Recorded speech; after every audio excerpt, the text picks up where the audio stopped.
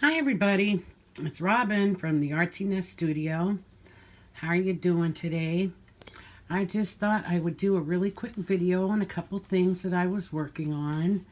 Um, I wasn't doing a heck of a lot, and I went on the Artist Network TV.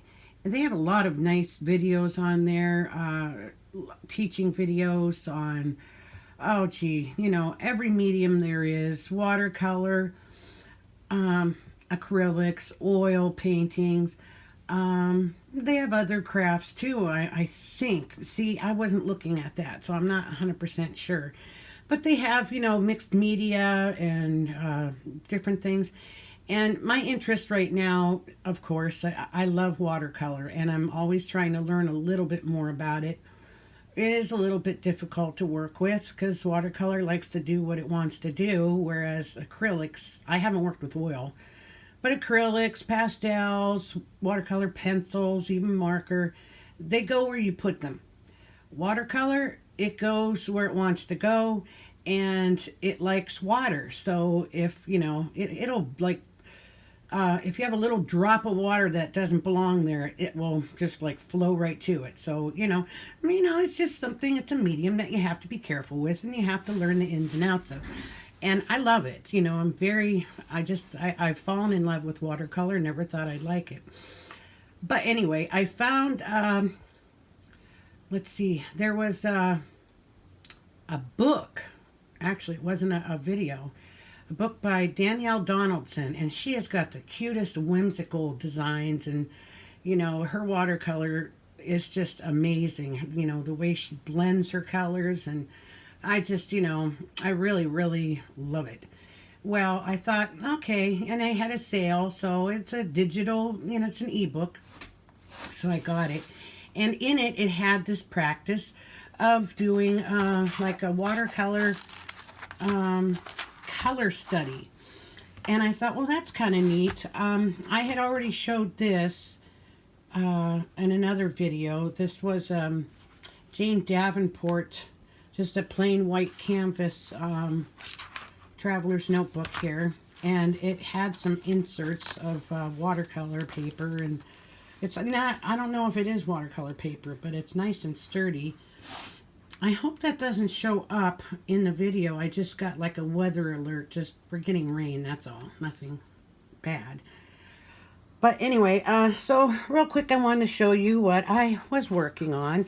And this is fun because it also included the sewing machine. So what it is you take the different colors, and you can do them in different hues and whatnot, and draw and then paint a couple things in that color. And then you look for either, there's some scrapbook paper. This is paper that I had painted with gouache, actually. But you can use either your, scrapbook papers, painted papers that you've done yourself. This is actually a thing, I don't know why I added it here. It has mostly brown, but it's a little swatch from fabric that about 5 years ago, when Spoonflower first came out, I designed some of my own fabric, and this is one of the designs that was in there.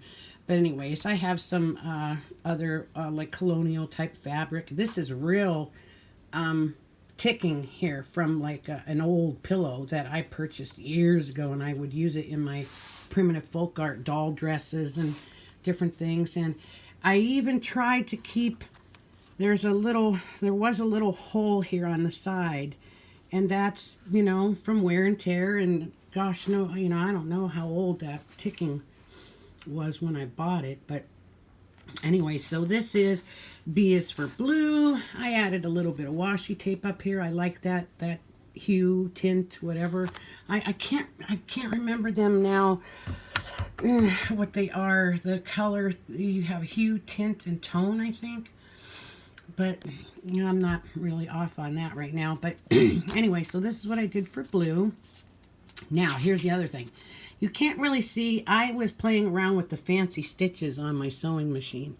I have two sewing machines. One I keep a special presser foot on there. It's actually, I have a plastic cover that covers the feed dogs so the fabric doesn't move, and you move it yourself. And then I have a special presser foot type thing that comes down, and it's for doing free motion, and I can write with it, you know, and I can just move whatever all over the place. So anyways, and the other one just is something I got at Tuesday mornings. Let me tell you, this was a $189 sewing machine. I got it for $79, and it works beautifully. And I can't remember, it's got 50 some different stitches on it, and yeah. So anyway, on the back side, see, you can see a couple of stitches that I did. Isn't that neat? Okay, so here is my study in green. I have a pear, a green bean, and I did just a little colored gradient thing here. And some fabric, some painted papers, and some more fancy stitches I'll show you on the back. There we go. And I mean, this one is cute. I had this on something at Christmas time. Almost looks like a snowflake. This is supposed to be like a little tulip. I might have been pushing it too much, and so the image didn't come out real clear. But and I love this one up here too. Anyway, and here's my this study in yellow. I was working on. It was pretty late at night, and I knew I wanted to do a lemon, of course, and do a couple slices there. And then I went blank. You know, I couldn't think of, I mean, I could have done a banana and stuff, and I went blank. So I happened to have an old wooden screwdriver and then a newer plastic one that had yellow and black on the end. Well, I liked the old wooden one, but I wanted to use the yellow, so that's what I did. They were sitting here because my husband had borrowed them from me. He borrows my tools when we're in the house and he needs to do something. So anyway, yeah. So here's the screwdriver, and then there is this is fabric, paper. This is it was a more defined flower in some of my scrap paper, but I just cut it out there. Fabric, paper. Okay, let's see. And see, there's a few more of my fancy stitches. Okay, here's pink. P is for pink. I just did a feather, some flowers, and a bowl and saucer. Not even that great of a drawing. I think this might have been a late at night one too. Why do I do that? I don't know, but really this was for the fun of it, and just to she wants you to just do it. Practice, keep doing it, play with the watercolor, play with your fabrics, play with your papers, whatever, just for the sake of art's sake, you know. So that's fun. Here's my purple P. Oh no, I did L. L is for lilac or lavender. So I did some lavender here. And then these are my this is a really bad drawing. Oh, yeah, but this is my hole punch, and it's Fiskars. And yes, they are plastic, like almost rubber handles. And then here's this, and it's fabric. This is some neat tie-dyed fabric I had. And paper, and more fancy stitches. Isn't that neat? I love those stitches. I could play around all day just doing that. Okay, now for orange. Why I didn't do the sun for yellow, but it is orange sometimes. So I did the sun peeking out of a cloud. I did an orange and an orange slice. And then, of course, I did my papers and my fabric over here. And I think the light spots in here are really, well, a little bit of that are the only orange that really matches. I went a little too light on this one, I guess. Yeah, I probably should have done it a little bit darker. But anyway, here's the back side. And there you can see that tulip design a little bit better. And it's here too. See, if I push it through and not just let it feed through on my other one that has the stitches on it, the different stitches, that's what will happen. The design won't come out real clear. I just have to let the machine take the fabric through nice and smooth, and then it comes out better. And then, let's see, I think this is the last one. I did T is for turquoise, and this is a horrible drawing too. And that was even daytime, but that's supposed to be, I have a tape dispenser. See? Yeah. Anyway. It was fun. It was fun. And then there are, this is paper. That is paper. Paper. That's paper too. I think the only fabric is this one back here.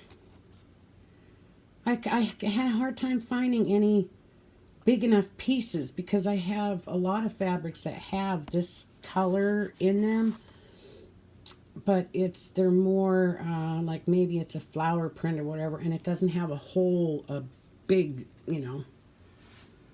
area. So that's why I think I went more with my scrap paper. So yeah, those are the ones that I got done. And I just have some things here. A little truck I had drawn a while ago when I first got my, I think these are the Dr. Martens. It's the liquid watercolor. I was playing around. That's just a little, this is acrylic, something I had done. Anyway, but that's what I did in here. And then I want to do some more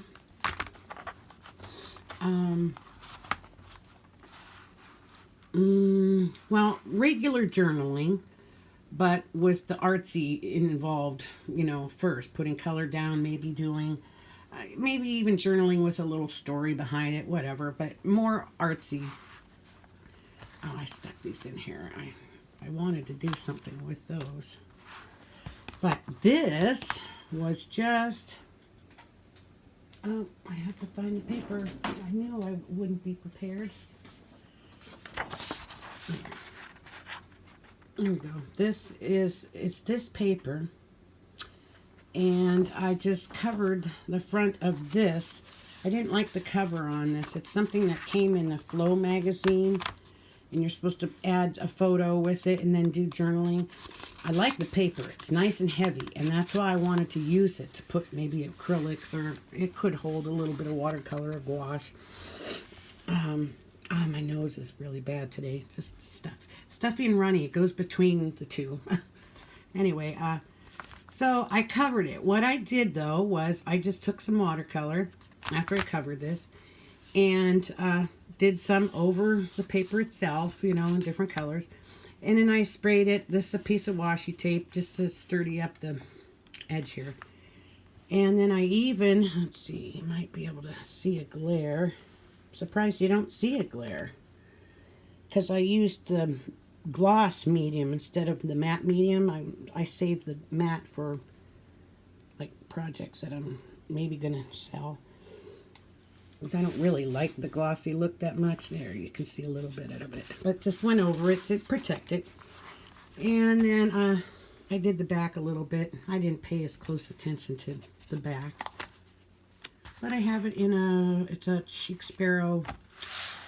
Can't remember the name of it or the size. It's a nice size though. Gosh, and it's not like an A5 size or anything. I like it though. But, so that's pretty much what I've been doing here. I'm going to ask for you that are watching that pray and believe in the power of prayer, which I do, to say a prayer for my stepmom. Her name is Gail. She's in the hospital, has a very low red blood cell count, and they don't know, is she bleeding from somewhere? What's happening? She already had a transfusion. That didn't work. It went down. And I just got this beautiful Mother's Day card from her yesterday. And she, after my mom passed away, she really, I mean, I was a teenager and I was willful. And I was angry at my dad and, you know, sad about my mom passing away. And she put up with a lot from me, but sweet, sweet lady. So if you could say a prayer that they would find out what's going on and for her healing. I'd like to get over there too. I'm glad she was down probably about almost 30 miles from here, and they moved her right up here to Erie because we have two big major medical centers up here, and so they moved her to the one up here right in town. So anyway, just remember too, this is the day that the Lord has made. We will rejoice and be glad in it. And God bless you, everybody. If this is the first time watching one of my videos, subscribe, hit the like button, give me a thumbs up, and thanks for watching. Bye.